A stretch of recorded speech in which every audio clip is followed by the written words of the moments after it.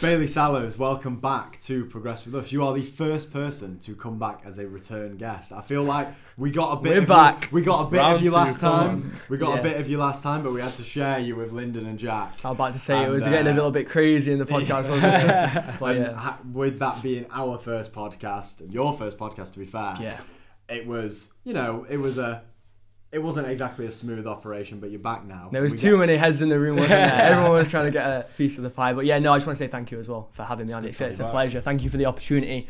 And yeah, I'm here today to have a good chit chat. So the clip that we put up of you talking about cleaning shit off your shoes was actually the clip that performed the best out of every episode that we've put up so far. That was a very interesting time of my life. Yeah, it was a very interesting time. Have come and spoken to me and said, "Oh yeah, the kid who was cleaning shit off his shoes." So I feel like maybe expand the timeline, because obviously the question that I asked was, what was your first business? And you were doing that when you were cleaning shit off your shoes. Yeah. How old were you?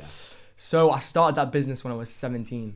Right, so that's like just after GCSEs are over. That was when you first started getting into it. And what did you do what were you doing full time after you'd left school? So full time, I was actually doing a joinery apprenticeship, and I was working that job full time. And then I had the trainer cleaning business on the side. Now, how that business actually come about was I moved to Chesterfield. So there was a little family occurrence that went on, which led me to actually moving to Chesterfield. But I'd say that move in itself is kind of what shaped and made me the man who I am today, because my living circumstances changed. Again, I was hanging around people who was necessarily, what's the correct best way to say this? Getting involved with the wrong things, let's say. And then a family occurrence happened and I got moved to Chesterfield. Well, this is back where my roots was. This is back where I used to live. So where was you before Chesterfield? So I was in Whitwell, which is a small little village. You know what? It sounds like the kind of place where... Did you ever play Sunday League? I played Sunday League. It's the kind of place that we would travel from Ecclesall Road to go there. To go there. So yeah, it's been a journey. So from the move to Whitwell back to Chesterfield, I was just on my ones. I'll be completely honest with you. I was by myself and I didn't really know any people within the area. And again, this is what led me, obviously I was working full time. Now back to your question of where I was working. So I was working in the joinery apprenticeship and I was working that job, and to be honest, bro, I just didn't even enjoy it, man. I knew it was not what was destined for me, and then that's what led me to setting up the business on the side, which was the trainer cleaning.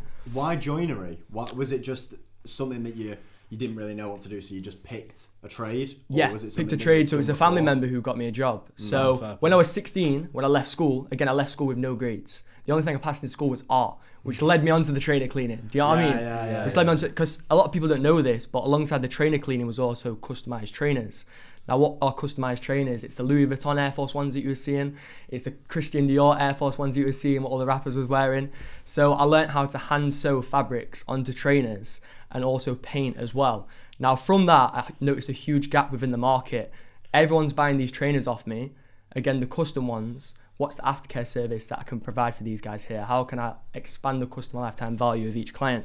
And then that led me on to trainer cleaning.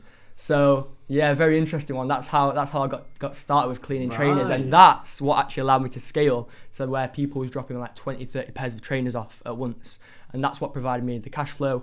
That was probably like my first 5-figure business. So again, that's what provided me. Was that initially just all on social media then, or was it how word so of bro, mouth, I made 5 figures through Snapchat. Just literally through cleaning trainers. Cleaning shit off people's trainers, but it was paying, bro. Do you know what I mean? So yeah, that's how that started, and Snapchat really was my cash churner for people back in the day who had me on Snapchat. I was a hustler because I was just posting. People were sick of seeing my face. I used to even involve a little bit of personality in there. Do you know what I mean? Getting on camera and stuff like that.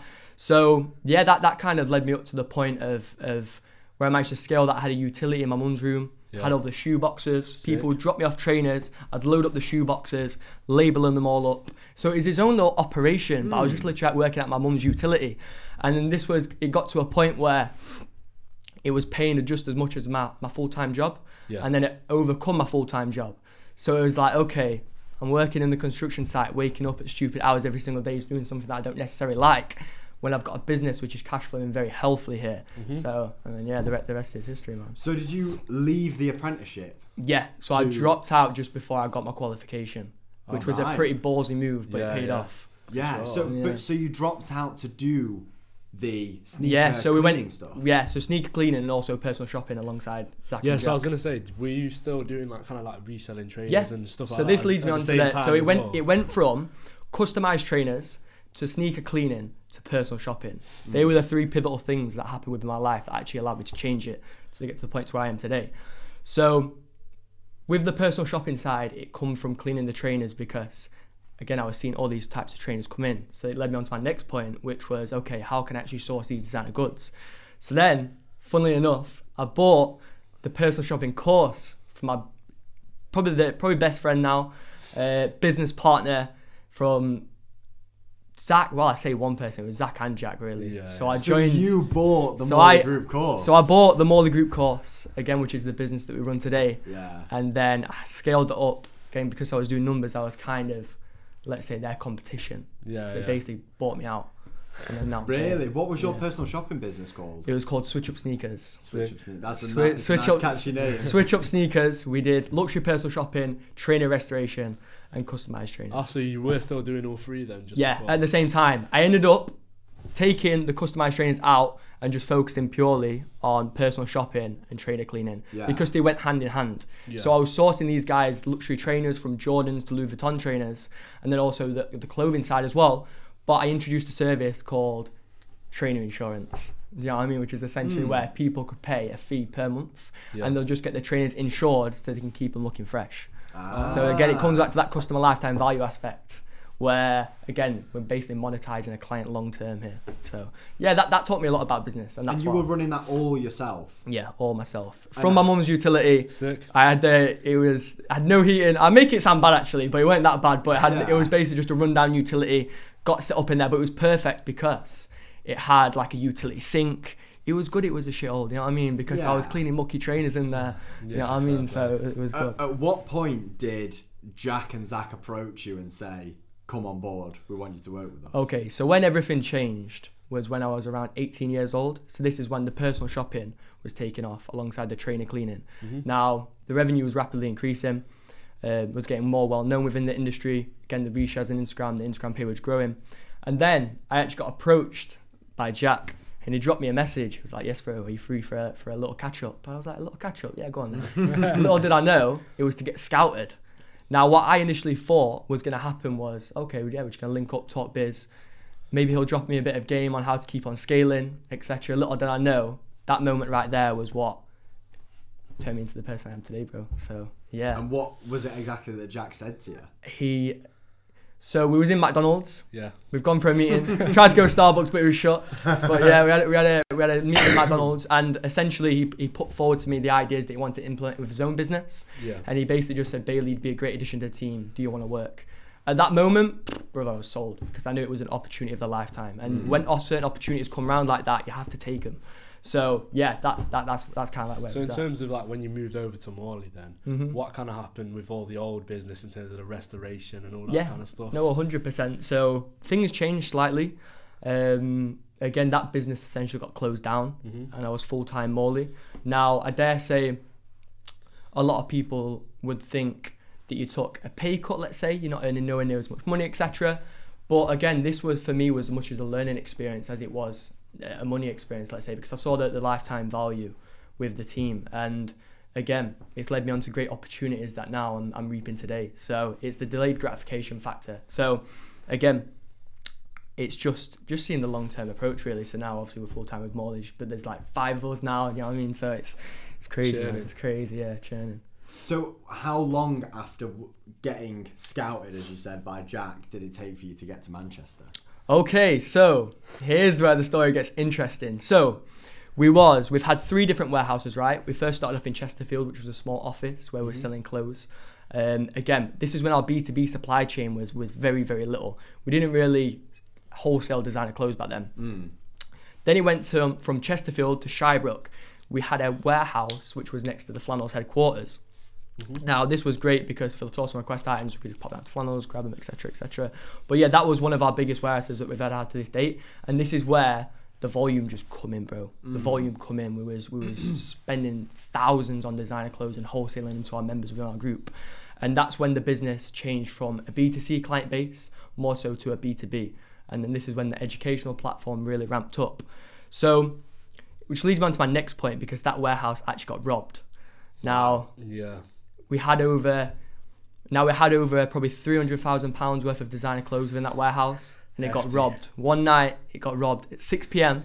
And the most funniest thing about this... At 6 p.m. in the evening? At 6 p.m. in the evening. Now, it was pitch black at the time. The funniest thing about this is the only people that was in the building at that time was deaf people. And what do I mean by deaf people? There was an event where only deaf people went, and somehow the robbery managed to occur that night.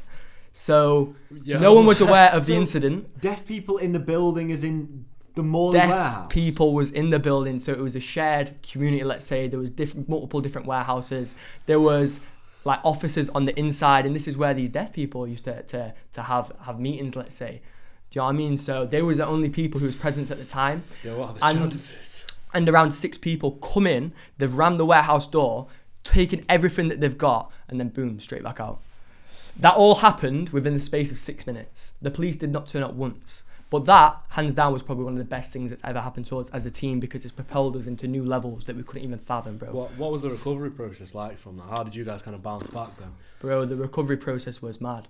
So it was a very dark time for probably 2 or 3 months, because you've got to think a lot of the cash was going into stock. Yeah, it's a lot of capital kind of gone now. We was just constantly reinvesting. We believe in compound effect, and it was really paying off, bro. We had over 11 pairs of LV Air Force Ones that dropped at the time. We got them for retail. Again, retail was around between like 1.5 to 2K. The resale for like 4 to 5K. So whoever robbed the warehouse has got a nice little raise. But we later found out that they was getting resold for around £1,000 a pair just on the streets. So yeah. So sorry, bro. What was your original question? I was saying in terms of like bouncing back from when you guys got robbed and everything went down. Yeah. What was kind of the recovery process like? How did you make that step to getting back to where you were? So yeah, it was a very dark time, like I just previously said. So around 2 or 3 months, we was like, right, okay, what can we do here? Then the Instagram pages got shut down, Morley Trends and Morley Group. Really? But then this actually forced us. How come? Just because this is when the personal shopping pages was all getting flagged. So brand names, etc. They was just on our case, bro, on our case. So yeah. So what is wrong with the fact that you guys were selling LV stuff? Like what reason did they have for taking the pages down? So you're not meant to sell anything through Instagram unless you're actually selling through a shop. Now, to sell designer clothes through Instagram, you have to provide loads of invoices, loads of boring stuff, loads of complicated stuff. Now, you've got to think of it from Instagram's perspective, because they're not getting paid for any transaction that you do via the DMs.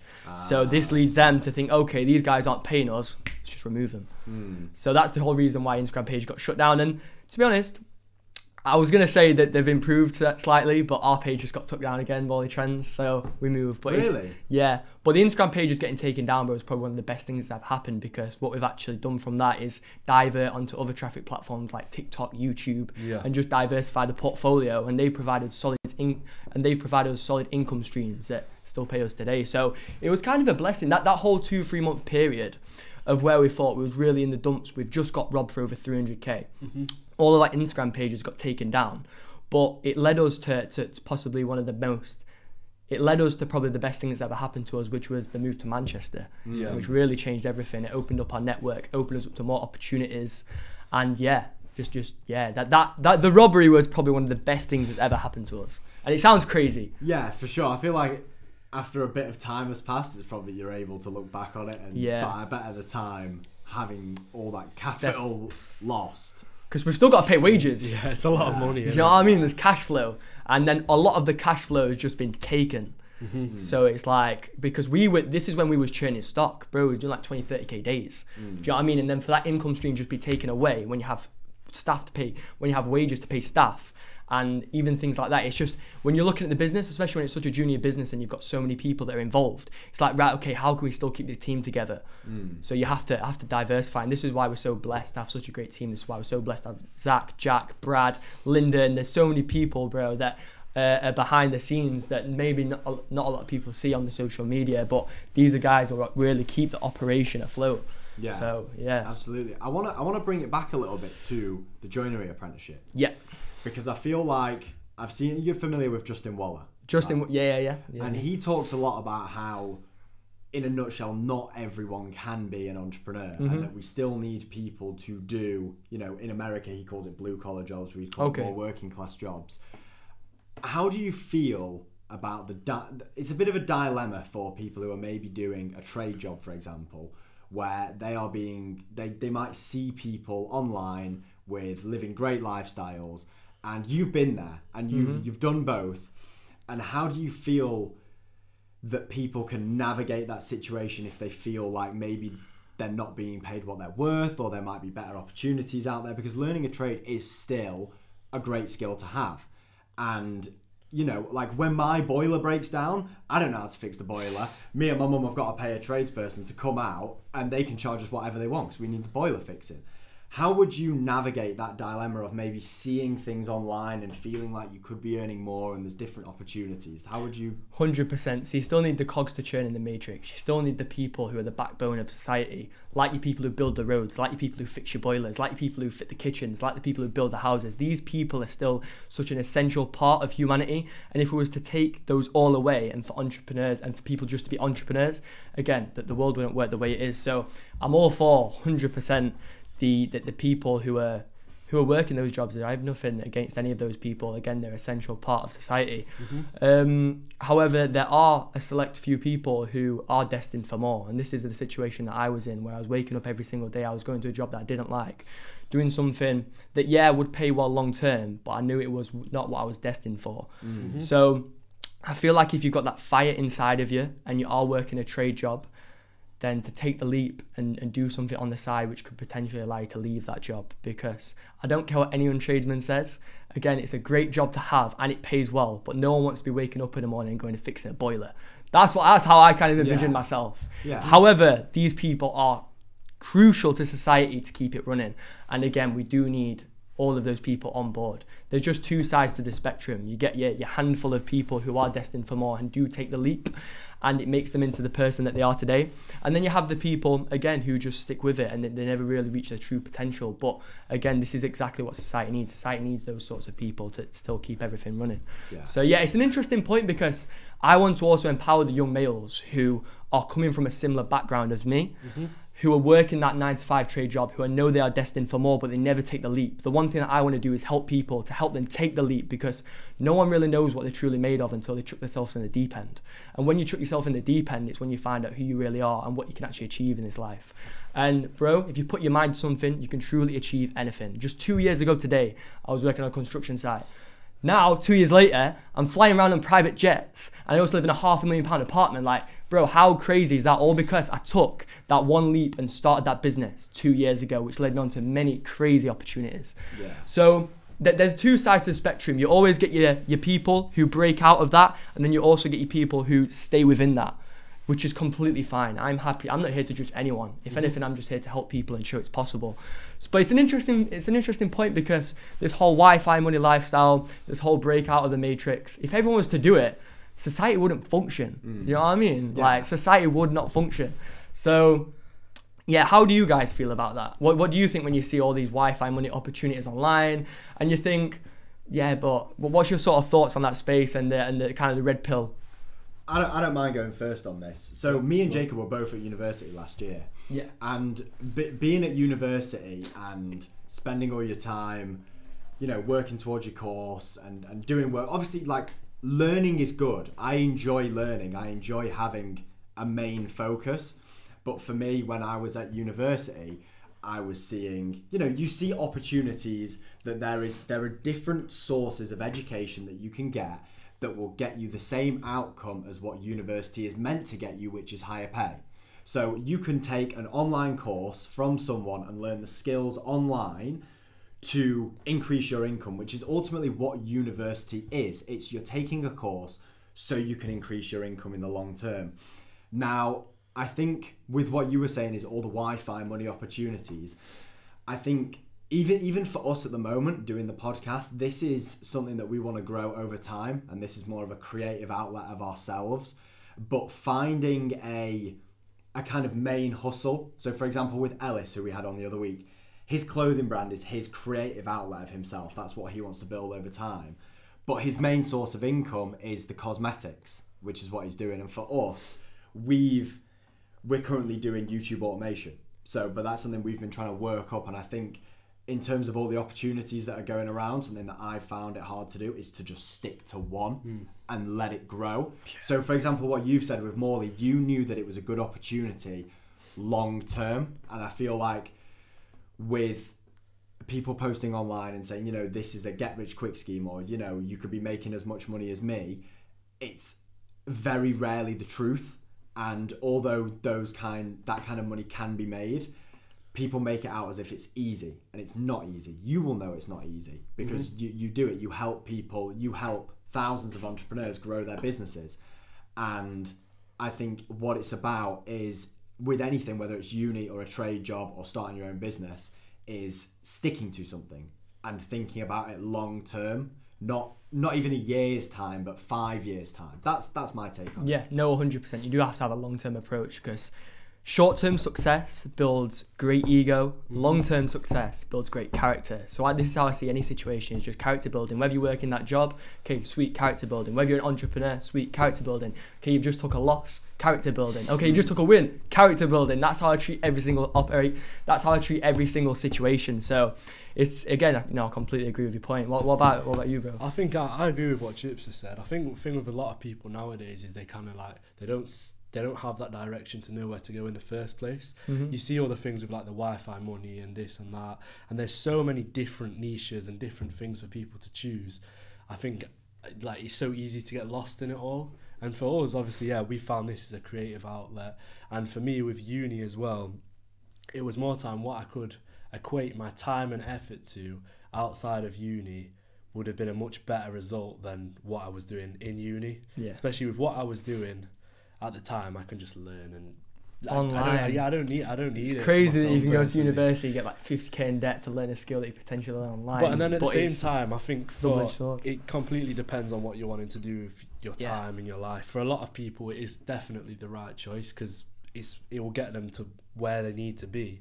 And I think that's the main thing of like the amount of time and effort you put into something to get you where you need to be, whether that is uni or online or whatever. I think it just depends on your circumstance, your situation. 100%. And uni as well is a great place to build character, because you get in so many different situations in uni. It's kind of like, it's almost, I wish it was something that I experienced, because you meet so many great people, you meet so many bad people, and you learn a lot of life experience. And I think this is what comes down to it. To become the person that you want to be, you have to have that life experience. So for anybody who's in university, make the most of it. Just make sure you're on your grind, and you make sure you're really milking to get the role. Because one thing I don't understand with uni though is people who don't, if I were to go to university, then I'd be going for the highest paying job in the highest paying sector. But it all depends on certain characteristics, who you are, who you want to be, because uni comes with weight, it comes with a lot of debt. Do you know what I mean? Which is, no one likes debt. Something that I think would be interesting to talk about is you talked about how moving to Manchester was a big thing for not just you, but for the entire team. Yeah. And I think for people who don't go to uni and are maybe working a trade job, because if you think about when people get a trade job, they will get it out of either college or sixth form. And because they get it out of either college or sixth form, they are getting connected within their local area. So then they're almost tied down to staying in the same city. And for us now, for us to move out without a student loan is difficult. Yeah. And I want to talk a little bit about what moving out has done for you and why you would recommend that people like us, our goal for this year is to move to Manchester, because we know that it will present us this opportunity. But what would you say has been the impact for you of moving out, and why do you think people should try and do it as quickly as they can? No, definitely. So it's a very interesting question. I have a great story to tell you. So I moved out 1 year ago. Around about, I come up on my Snapchat memories actually. And how I actually first moved out of my mum's house was through Airbnbs. Now me, Zach and Lyndon, I've been waiting for someone to tell this story. Lived in Airbnbs for around 3 months. And bro, we went from a beautiful little cottage in the middle of nowhere to absolute pigsties, bro. Absolute pigsties. Now, we was just doing it on a 2 to 3 week basis. So we'd live in a place for, let's say, 2 weeks, move house, another 2 weeks, move house, which was a great idea at the time, until you have to pack all your stuff up, bro, and move again. Do you know what I mean? We were starting to buy little spices and stuff like that, get stacked up in the cupboard, then you realise, oh, shit, I've got to move now. Do you know what I mean? So for anybody who wants to move out of their parents' place, hands down, it'd be the best thing that you ever do. Because it opens your mind up and you start to realise who you actually are when you're in your own living environment, and the things that you can actually achieve when you've got nobody else distracting you and you're just locking in. So how I actually, again, I always had the envision of moving out. I was never really going to stay at home for too long, and this is why we got the Airbnbs. Wanted to try for like 2 or 3 weeks how life's going to be out of the parents' house, and the 2 or 3 weeks, that first 2 or 3 weeks that we had in the first Airbnb is what led to me moving out completely out of my mum's house. Yeah. So again, you even have to take on certain little responsibilities that again our parents do for us, which you don't even really think about, to be honest, bro. Like your own cooking, your own cleaning, your own washing. Like there's so many things that I have to do now on a day-to-day basis that like, oh right, shit man, my mum used to do this. You know what I mean? So, and this is all again what shapes you in becoming into the person that you are. Yeah, cool, you might not be cooking in like 10, 20 times, you might have a private chef for all you know, but it's always nice to know that you can cook, you know? Yeah. So we was living in Airbnbs for around 3 months, and then we first got our rental property in Manchester, which was Angel Gardens, which is where all the City footballers live, which is sick. We used to run into like Grealish, some of Haaland's friends and stuff like that. A few other City players. I'm not a really big football fan, but there was a few ballers knocking about, and that was great, man. That was a great experience overall because I was opened up to new opportunities. I was meeting brand new people, and for anybody that wants to break out of the old area, move out your city, move out your hometown, because when you put yourself in different environments, you put yourself out of your comfort zone. And you only learn who you are as a person until you get out of your comfort zone, and this is where you start to learn new skills. So moving out has probably been like a pivotal point for me within my journey, and for anybody that wants to move out, I recommend them to do so as soon as possible. As long as you can afford it, you have a little bit of emergency cash stacked up, get yourself gone. Yeah, for sure. Because it's gonna, you can stay. I see home. See, now when I go back to my mum's, again, I live in a beautiful apartment. Thank you God. But what I mean by that is when you go home, is almost like a vacation. You know what I mean? So I go back home, and it's almost like it's a comfort zone. Mum's cooking me food. I've got my dogs like rolling around. Do you know what I mean? So it's like, it's nice to also go back and take yourself out of the environment, take a little chill pill, reflect on how far you've come, and then straight back to work. For sure. Because that's how it is in Manchester for me, bro. All it is work. Then when I go back home to my mum's for like 2 or 3 days, I have a little recharge, take a little reset. I look back at all the amazing things that I may have done for like the past 3-4 months, and then it just makes me a little bit more grateful. I'm an extremely grateful person for everything that I've got. And again, there's still so much more to achieve, and I always have to remind and ground myself, because it's just human nature, bro. You're always trying to achieve more, especially when you're a male. There's so much out there to get, and you see all these other people, and it's like, wow, man, like I've just got to go and get it, because if you aren't going to get it, someone else is. Yeah. So it's nice just to I almost see, again, going home as like a little bit of a recharge. Yeah. And for anybody who wants to move out, get going. So location wise then, do you think Manny's gonna be the place for you for the foreseeable future, or have you got any plans of maybe, I don't know, moving to another city, London, another country, even going overseas? I know a lot of people are wanting to go over to Dubai nowadays. Yeah. Is there anything, so what do you kind of think about that? So our tenancy ends in October. Got a year in Deansgate House there, and anybody who knows where that is. And again, it's an amazing place to live. And to be honest, I could probably be living there for the next couple of years. However, I do see myself long term living abroad. Dubai does interest in me. However, Asia's looking very, very sick. Like Thailand, bro. I think I can see myself there. Thailand. What was it that you were talking to me about the other day about the Muay Thai visas? Yeah, so like obviously you can get education visas in Thailand. So if you, whether that is like for some kind of education, but you can do Thai boxing under that. So if you want to move I didn't know there, this. Yeah, because I've been looking into it recently as well. So I really want to go over to Thailand and spend some time there at some point. You can go and get a visa where you basically just have to train a few times a week, more or less, and learn Muay Thai, and then you can live there. And obviously, I know there's like more to it, and maybe like every few months or whatever, you're gonna have to go and sort something out of the passport thing. But that's crazy. You can go to another country, get a visa on the other side of the world, just go and fight. That's incredible. Like, get a visa to go and train, not even as a professional. Exactly. Obviously, I know there's like more to it, but I think it just comes under an educational visa, which is pretty sick, to be honest. It says a lot about the country as well. Definitely. The fact that you can go to train, it's like Thailand looks like an incredible place. Yeah, I agree. And 100%. the cost of living over there is extremely cheap. So for any upcoming entrepreneur that wants to go there and they want to live the Wi-Fi money lifestyle, let's say, Thailand's probably the spot, bro, because you've got palm trees, you've got the sun, you've got beaches. For someone who wants to live that life and work remotely and also live a great life for a cheap. I think general expenses are about 1/10 of what you'd pay here on a daily basis as well for like food and just general cost of living. So realistically, in Manchester, if you want to live the best of the best, you are looking at around 3 to 3.5k, probably even more depending on your experience and your apartment.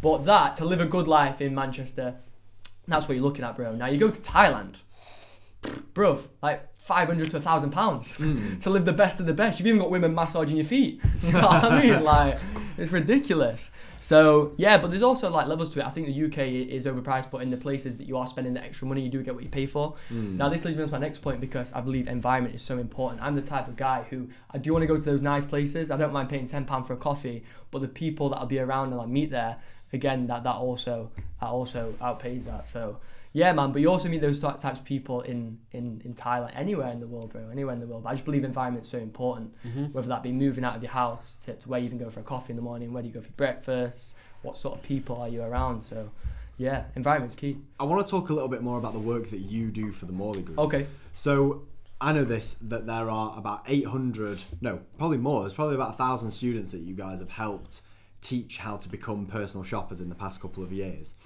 Out of the clients that you have dealt with, what would you say separates the people who do the best in terms of having the most successful businesses and those who don't really get it off the ground, in terms of like their behavior, maybe their beliefs, maybe how hard they're working? What are some of the key differences between those who do the best and those who don't? Okay, so within this industry, I'd definitely say what makes someone successful within this business is definitely content.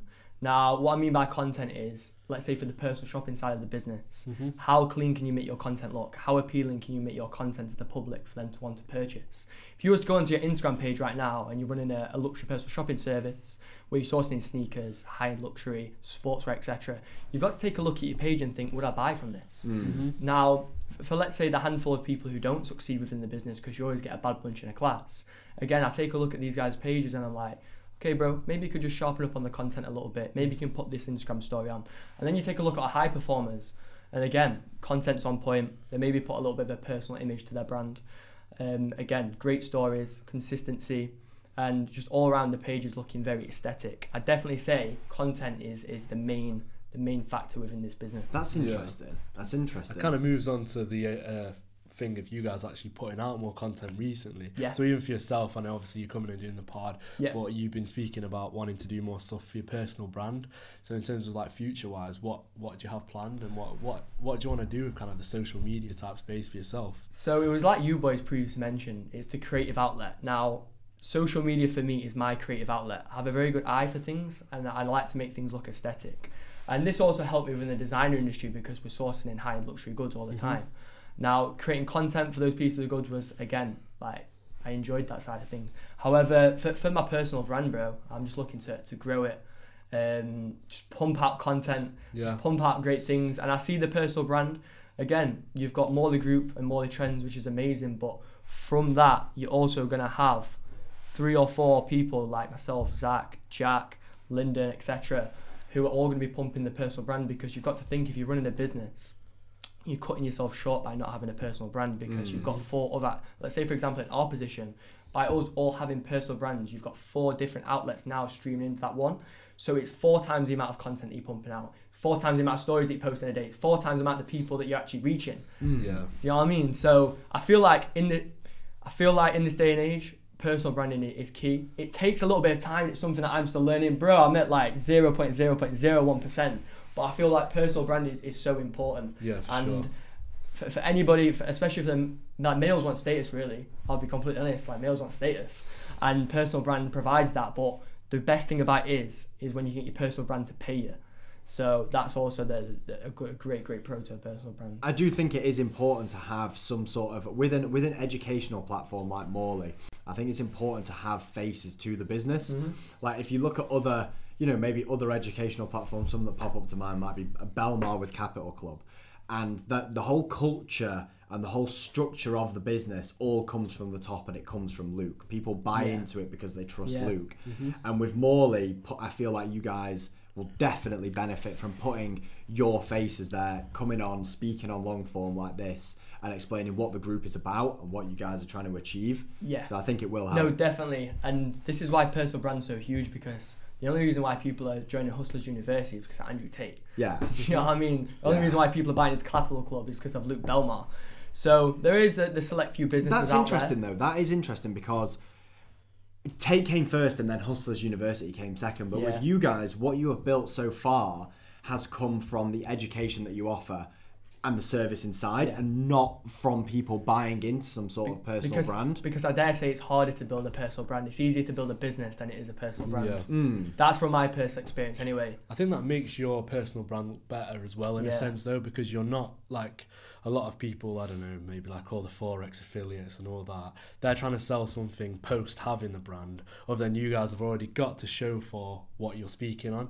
Definitely. So you're not just kind of all talk, if that makes sense. sense. And this is the epiphany that I get into many of times, because I want to build something so great and then show everyone that it's possible, as opposed to doing it the other way around like you do have with some people within the industry. So there's two sides to the coin really, and my vision has always been succeed first and then push the personal brand. Yeah. I still have so much more to succeed, but then I had a realization. It's like, okay, why not just document this? Because when you look back in like 10, 20 years time, again, it's great to look back on. You've documented all of these moments, you've documented the come up. So that's another great thing about personal brands, to be honest. Even I wish that we had kind of taken documented more of the process that happened when we were starting the podcast, because we had the idea in, you know, it must have been late June of last year, and didn't film the first episode with you guys until October. Yeah. Because we were just like, oh, should we do it? We were so dithering and on the edge, and I wish I had have taken more action quicker, but also documented it as well. Because it would have been nice to look back on how unconfident we were that we could do it. But yeah, I definitely agree that documenting it is important. No, definitely. And this is why I love my YouTube, man. Because I look back at it and it's like, oh, right, okay. It's a 14-year-old kid here with a huge dream. And to look back at that, to know that I was, the YouTube channel. Run this back. Your YouTube channel. Okay. At the time of recording this, only 70 of you guys have actually subscribed to our YouTube channel, which is kind of disappointing because there's hundreds of you watching these episodes every single time. And to support us on our journey, getting this podcast off the ground, it would massively help us if you just pressed subscribe. You're going to watch it anyway. You're probably keeping up to date with what we were doing, so you might as well just subscribe. So, started my YouTube channel when I was 13 years old. Sick. Again, funnily enough, it was called Tropez. Now, you may be asking, how the hell did you think of the name Tropez? Bro, I'll be completely honest. I was sat in the bath, right? Again, when I was 14 years old. Again, sounds weird, but I seen a shampoo bottle. What did it say on it? Saint Tropez. I looked at Tropez, I was like, you know what, that's a pretty cool name, that actually. And then boom, the rest is history. So, that's the story of how the name come about. Now, what content did I do? Bro, I was doing day in the life content. I was doing, what was I doing, bro? There's so many videos. I did prank calls. There was one video, bro, where I did a prank call as Donald Trump. And that video I think got like 10k or something. Then one of my biggest videos I got was over 150,000 views, and it was showing people how to unlock an iPhone without even doing it. Again, it was mad. But then one of the other ones was where I prank called Little T. Now, who remembers Little T? I remember Little T. So when I had my YouTube channel back in the day, I did a prank call. Obviously, it was fake. I'll be completely honest with you. Yeah. Now, I staged the setup with a very well-known YouTuber who's big within the FIFA industry, and his name's Danny Aarons. I'm not too sure if you know who he is. Chat shit, yeah, I know Danny Aarons. But Danny Aarons was in our circle. Now, we had a group which is similar to the Sidemen. It was called Catfish. There was me, Danny Aarons, Joe Erdley, who was called Jerds, Joe Coles, who was called Punji, Reese, I can't remember his second name now. He's probably going to watch his podcast and kill me, but yeah, he was called the Strinch. So, yeah, there was 4 of us, and we was the Sidemen that never blew up. So what were you doing all right? Well, it sounds like the only person that blew up was, I'll be completely honest, the person we least expected. And I'm not saying that in a harsh way. Yeah. But Danny Aarons has done bits, bro. He's just been on videos with Tennessee Fresh. That's where I've seen him. I've got Danny Aarons' contact number on my phone, bro. Like, do you reckon you get him on the pod? Yeah, potentially, bro. I'll definitely drop him a message. Call him. But obviously, he's doing his thing, man. And doing his thing. He's incredible, absolutely incredible, bro. That just goes to show that hard work, dedication, consistency in any realm, bro, can pay off. So were you friends with him when you were younger then? Yeah, so I never actually got to meet up with him, but we was always Skyping back and forth. We was always taking the mickey out of each other. If I look at some of mine in his Twitter DMs, bro, they're actually quite funny. But yeah, Danny Aarons, man, what a guy. There was also... you stopped as well then? So, just before I get onto that point, there was also another guy within the industry who blew up. Now, who can remember baiting out skets? Yeah. Can you remember baiting out skets, the public interviews that all the London people used to do? Big so this was a big trend. I used to look at these London YouTubers. They did it in Sheffield. Yeah. So there was a huge trend at the time in like 2016, 2017 where people was going up in London, Westfield, baiting out skets. Yo, bro, bait out the biggest skit that you know. I looked at that as a 14-year-old like, yeah, I want to do it. So I went to a gaming event called Insomnia. I went Insomnia. And one of the guys actually interviewed was Nicholas Omalana. He probably only had like 1,000 to 2,000 subscribers at the time. I was like, bro, bait out the biggest skit you know. And he went, and it was incredible. Like, to see what he's done now at the scale that he's at with the Beta Squad, bro. Nicholas Omalana, man, big up. That is insane. I'll put the clip up as well. I've got all this content, bro. Yeah, we might have to say this out, but there were, when we were in year 7, kids in the year above us were on a baiting out sketch video, and it were like, I'm pretty sure they all got excluded from school for a bit of time. But yeah, I do remember. That was the whole YouTube scene. So again, I never really had a niche for content. I was just creating what I could think of, bro. I went to like FIFA. But then FIFA, like, I just lost the love for it, and then it went to more like lifestyle videos and just like day in the life and stuff. Sorry, go on. I was saying exploring abandoned buildings as well. I used to love exploring abandoned buildings, and the last abandoned building that I actually explored, I found a squatter in it, and I got arrested at 14.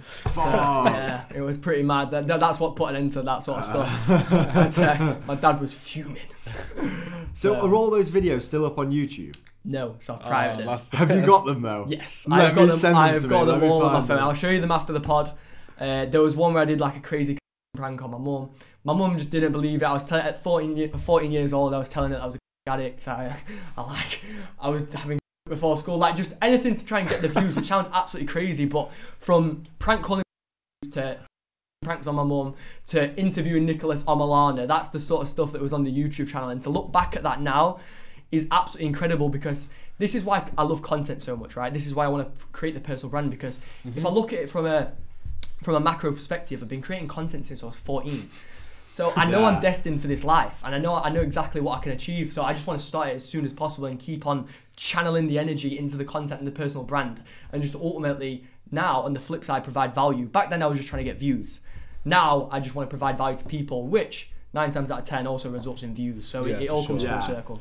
I think we have had a conversation before about the fact that me and Jacob have also both had YouTube channels when we were younger. Like, it's kids who are our age, and like at that time I was watching the Sidemen, and everyone else, like I remember like Joe Weller, I used to watch like Syndicate Allier, and I was like, fuck yeah, I can do this. Yeah, these guys. What you gotta do is get like a face cam and a capture card. And I was just like playing FIFA. Yeah, no, and then like doing this now, and all that. Fast forward 10 years, and I am. You could class and say that we are YouTubers. YouTubers, no, exactly. And this is, I feel like YouTube and like teaches you some very valuable lessons just about content, because content is such a huge factor now in today's society. If you do it right, bro, content can pay you a lot of money if you get it right. I feel like the people who get it right though are the people who are the most authentic. Like we were talking about this earlier with our guest who came on this morning about Sam Sulek.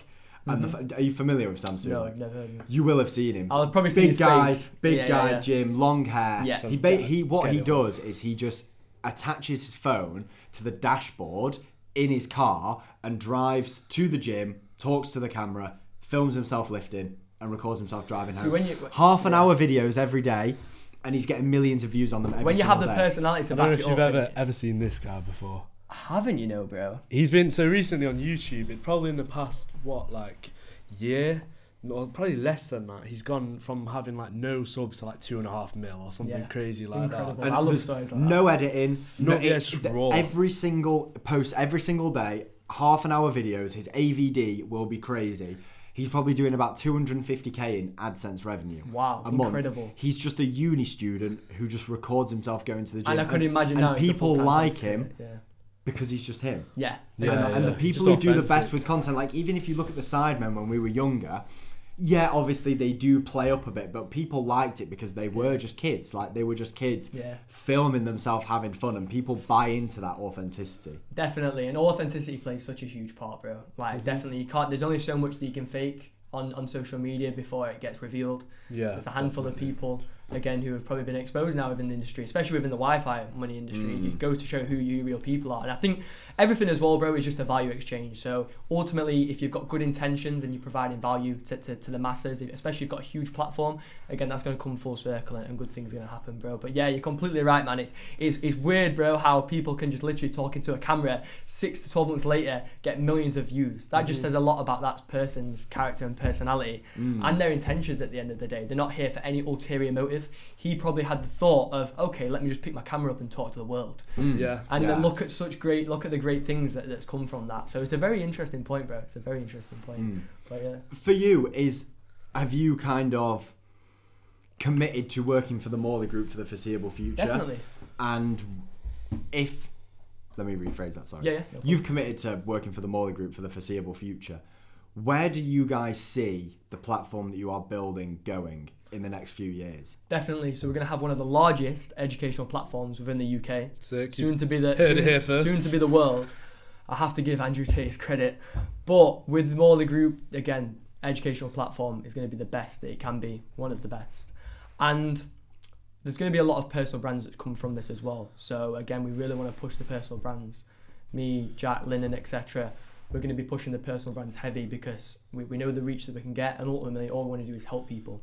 So if we can reach millions of people, like you see some of the biggest influencers now doing, and ultimately helping people and providing value, that's exactly what we want to do. So again, we're just going to strip it back to basics, because behind all the money, cars, clothes, we are just normal people at the end of the day who want to also help others to do the exact same.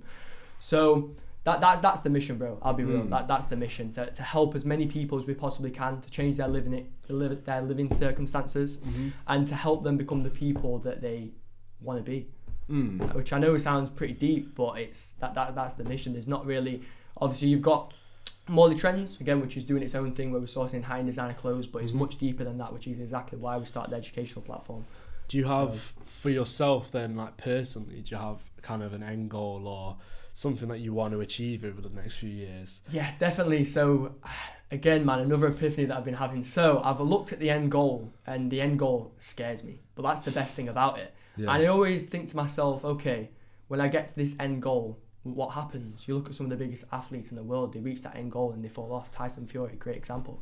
So part of that scares me to the point of where, okay, once I've amassed all this success and become the person that I want to become, what do I do next? And then you realise something. The game never stops. There's always levels to be made. Luke Belmar talks about this a lot. There's always levels. So for me, I want to build a huge personal brand, build the best educational platform in the world, and help millions of people across the world. They're the three main things I can do, as well as retire my family, my mum, my dad, etc., and just make sure everyone's good. I wouldn't retire them, just give them a bunch of cash and just say, here, you're free. What I do is I get them working jobs, but very well-paid jobs, getting, you know what I mean, just providing value. Yes. So yeah, that's kind of my long-term perspective is, again, just kind of grow them side of things. So yeah, there's many, again, big personal goals that I have, as well as obviously Morley. So yeah. What about yourselves? That is the question. I mean, for us, it's you're probably fucking sick of me saying this part of my language, but I just feel like we cannot judge the podcast until we've done 100 episodes. Yeah.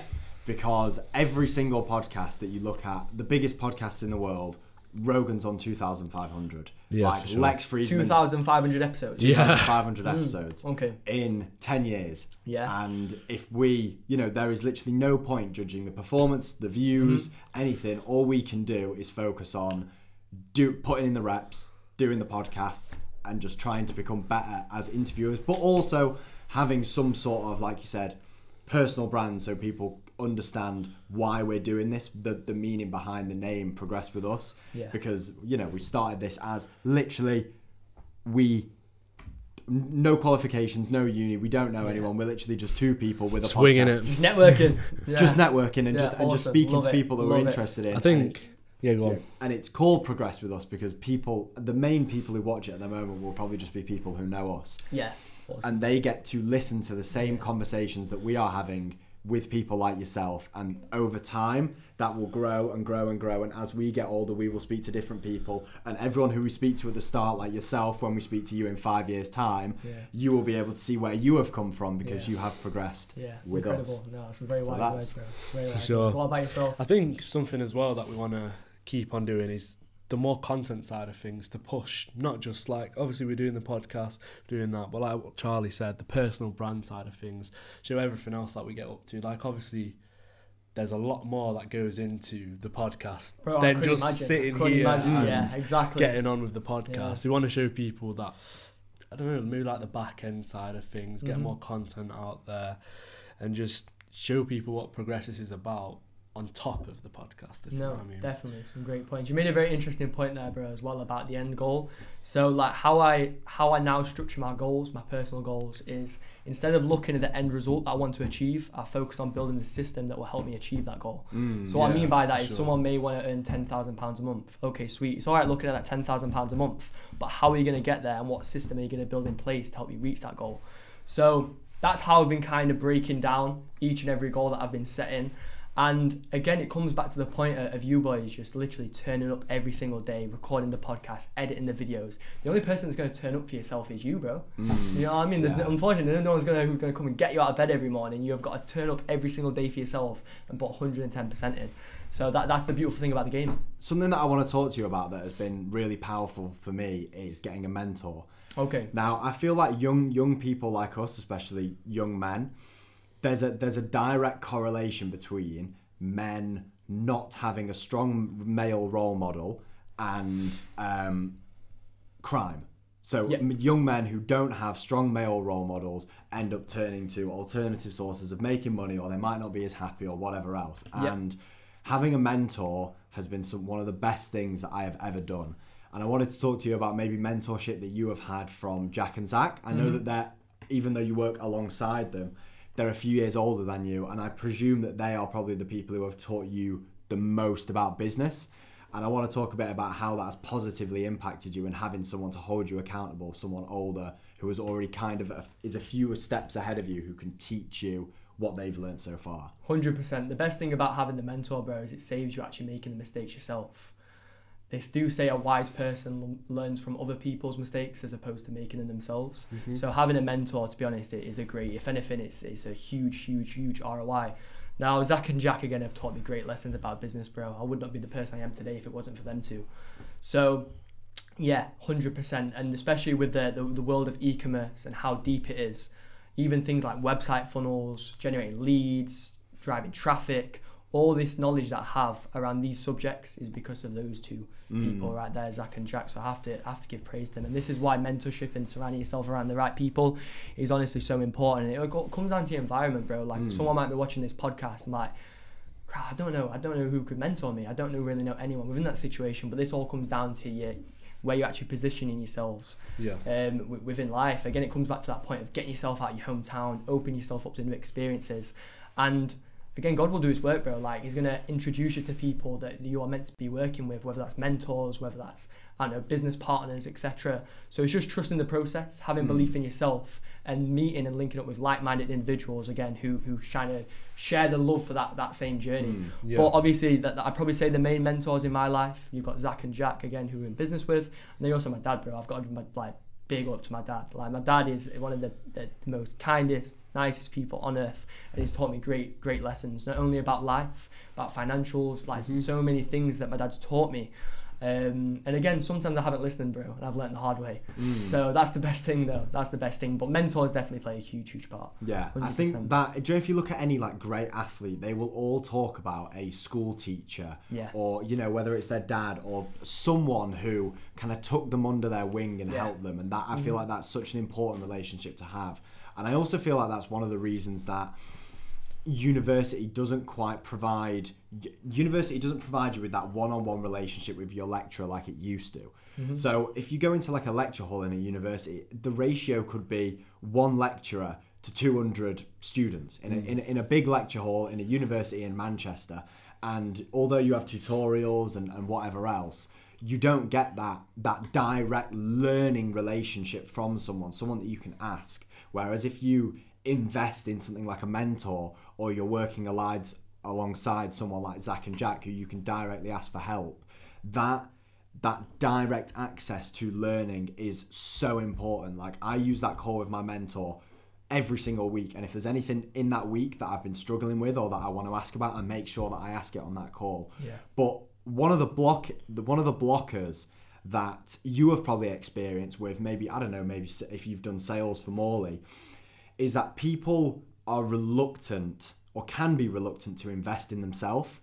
And sometimes they don't see that maybe I might have to give a little bit of money to gain something back. Like you said, everything's a value exchange. And like with my mentor, I put up, for what he provides me with, I would pay it all day, every day.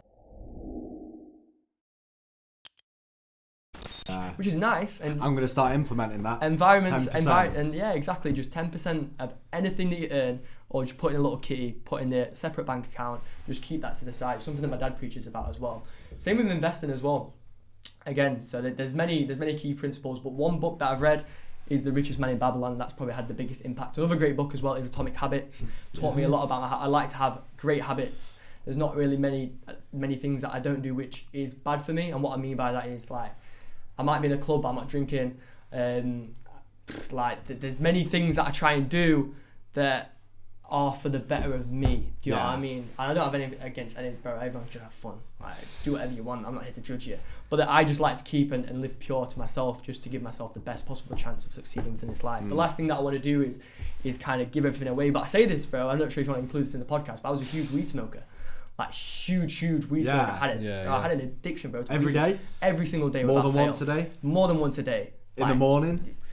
Yeah, bro, on my day off. Like, do you know what I mean? Like, the wake and bake. Yeah, the wake and bake. So weed was a big catalyst for me, but it's made me the man I am today, because there were so many days where I sat there not necessarily doing anything, and then I realized, okay, I'm trying to escape all the time, even when I was running the business. Do you know what I mean? I'm trying to escape all the time, but then why would you want to turn your brain off? You just want to keep it running 24/7, and then yeah, bro, I couldn't even really tell you the last time I smoked a joint. I'll be real. So at what point did you get to when you were thinking, like, I either don't want to do this anymore, or I can't do this anymore? With the weed? Yeah. So it got to a point where I was constantly feeling groggy every single day. Yeah. I wasn't performing to my highest level. Again, had brain fog. When you think of it, right, you're smoking 24/7, even whether it be cigarettes, whether it be cannabis, whether it be anything. What's that doing on your mental? I don't know scientifically, but for me it wasn't working. I knew I could be performing at a much higher level. I knew it'd help, by cutting that one thing out, I knew it'd help aid me in my success to become the person that I want to be. And when I envision myself in 10, 20 years time, Bailey's not a weed smoker. That's how I envision myself. I imagine Bailey is jacked, good looking, killer white teeth, clean skin. But you got all that now already. That's not the weed smoker Bailey, you know what I mean? Yeah. So yeah, like, cutting out intoxicants for me has been a huge pleasure. So do you not drink at all now then? No, don't drink at all anymore. Don't drink, don't smoke. I used to be big on cigars. When I quit smoking weed, I went to cigars, and then now I've cut them out. I do occasionally. When was the last time you had a drink? I do occasionally, probably like 4 months ago. Yeah. When I last went to Marbella. When I last went to Marbella, yeah. That's crazy, man. Yeah. Bro, I feel like giving up drinking is way easier than giving up smoking. Yeah, definitely. I don't know if you because it's a liquid form, whereas smoking is. I loved having a puff on the joint. I loved having a puff of the cigar. That's what helped me, and the nicotine helped me afterwards.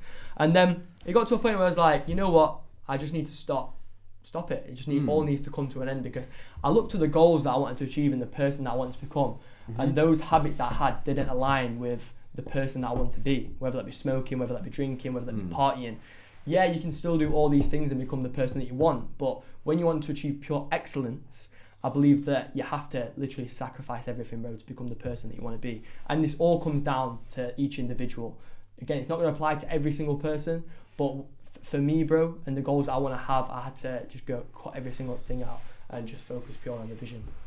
Interesting. So yeah, that's an interesting, and then not a lot of people know that, because a lot of people see me on social media, say I'm living this great lifestyle, and it's like, no, bro, I also had demons as well that I had to cut out. Yeah, do you know what I mean? So I think Atomic Habits is a really good book for, just because of the way that they structure the book. It kind of focuses first on helping you recognize the things that you're doing and the bad things that you're doing, and the effect that can have over time if it compounds, and makes you aware of that first, so you get rid of that habit, and then the book walks you through how you can then replace it with something, because that's the important part. It's not cutting it out, it's making sure that you fill that void with something else. Definitely. Like, I remember when we were younger, right, and we would always get vaping, right, and I'd be like, right, I'm not going to vape anymore.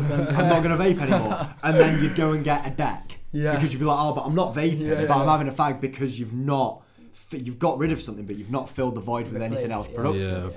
So, No, that's an interesting point, and one thing that really helped me with that is exercise. Exercise is what really killed off all my bad habits, because I was noticing how amazing I was feeling after a workout, and nothing could ever compare to that. No party, no substance, nothing can compare to the dopamine that you get from exercise. Now, this actually led me on to doing the cold water therapy, and bro, I don't know if you've ever tried it, but please after this podcast, try your first ice bath. I have. Another thing, interesting, you just sparked something in my head, because I went, really? Bro, I'm not gonna lie, I'm gonna fist bump you, but I used it like 3 times, and it's just been it's been sat in my cellar ever since. But have you ever tried an ice bath, bro? I've tried one. I've not tried his one. Do you know what though? We're gonna do some sort of content idea. Cool. We're gonna do a content idea. Nope. I don't know if you've done this, but no one's ever done an ice bath podcast yet. So make an ice bath. What, both of us sat in this tiny podcast? Me and my cousin was gonna do it again. Big up my cousin again. So I don't know why I didn't mention this, but my cousin is actually a lifestyle coach. So again, he used to be a personal trainer within the gym floor. Has an amazing story. I'm going to put you onto him actually, because he'd love to jump on the podcast. The crazy story from going to prison to then coming out to achieving such great things, to having children, like such an amazing person. That's my cousin Levi, and he's taught me so much. And he's the person who actually put me onto ice bath, cold water therapy, bro. It's incredible. Do you have one in your apartment then? No, I used to have one at home. And what I used to do, bro, I used to do mad stuff like going in an ice bath at like 6 a.m, going in ice bath like last thing at night.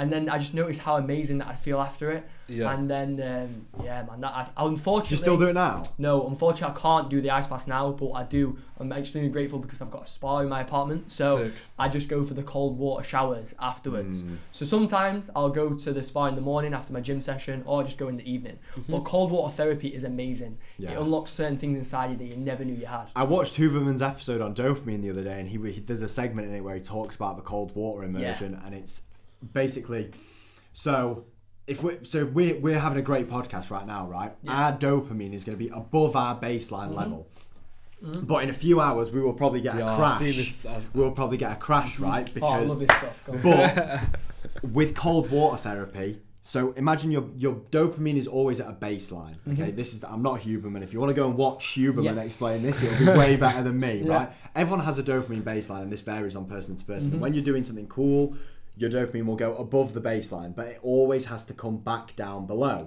And there was some evolutionary reason behind that. But with cold water immersion, for the next 4 hours, your dopamine slowly rises up. So rather than getting a quick dopamine and a crash, you get a sustained increase from the cold water, and you don't get the big dip either. It just gradually goes down, which is why cold water immersion makes you feel so good for so long after doing it, because your dopamine is increasing for 4 hours after you do it. Very interesting. And I still haven't put the ice bath up in the garden. So all this great science, bro, and it still amazes me that people aren't doing it, because it's a hard thing to do. But with hard things, the reward that you get on the other side, bro, incredible. Never once did I want to get in the ice bath. Did I do it? Yeah, because of how amazing that I felt afterwards. With cold water therapy, especially things like getting in the ice baths, it's always hard to get into it. However, the hardest thing, believe it or not, is getting back out. Because you've submerged yourself, you've got warm, and then you go straight back out. It's like, you're doing press ups, doing a bit of shadow boxing. So it's incredible. Cold water therapy, alongside going to the gym, weightlifting, etc. It is great, man. I try and combine that all together, and it just gives me so much mental clarity, bro, because I really do need my brain to be functioning at the highest level it can be all the time.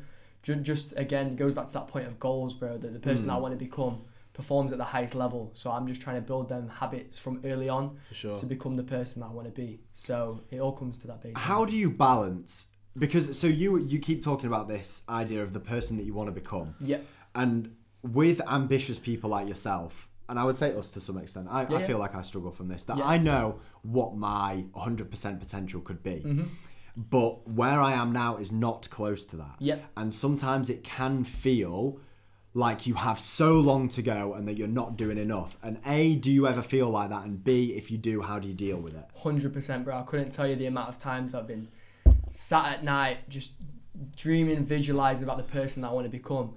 And I thought of this as a negative.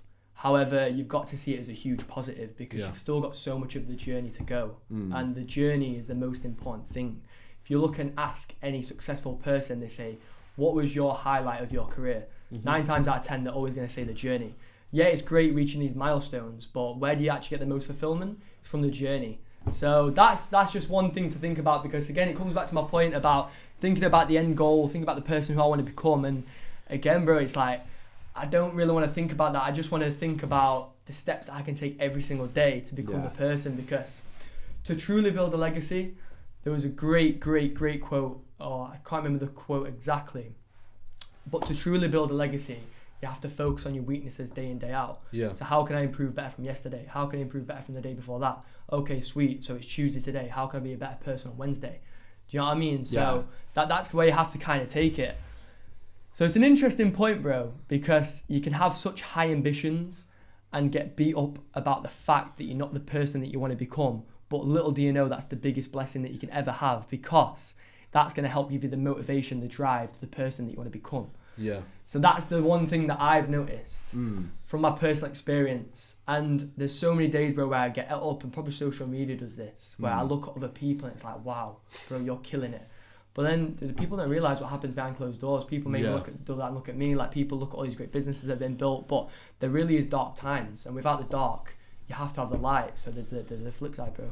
The flip side. If you were going to send a message to yourself in 5 years' time and 5 years ago, what would it be? All I can say is, brother, don't give up. Keep going. You're going to become the person that you want to be. And yeah, just always stay on track. Always have your best intentions at heart. Never do wrong at anyone, and just stay pure to the world. Bailey, I am so glad that we have got you. Thank you, my brother. On your own this time. This has been my most enjoyable podcast. Thank you so much for coming back on. I appreciate that, boys. It's been I've just had an incredible feeling of dopamine. That was.